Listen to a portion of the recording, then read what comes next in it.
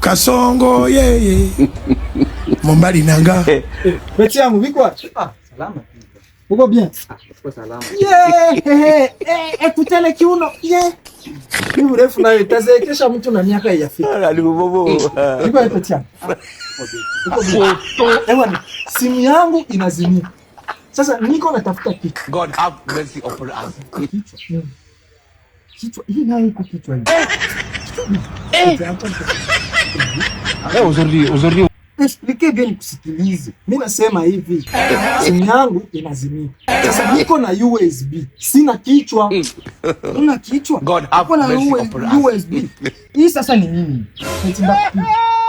Nishakwambia ndio. Mimi yenyewe uelewe hapo. Mimi sina kichwa. Nishakwambia niko na USB hii. Na simu yangu inazimia. Maana naposa ile wanachomeka ile kichwa cha charger. Alibobo. Kile cha charger. Tunasema sana tena.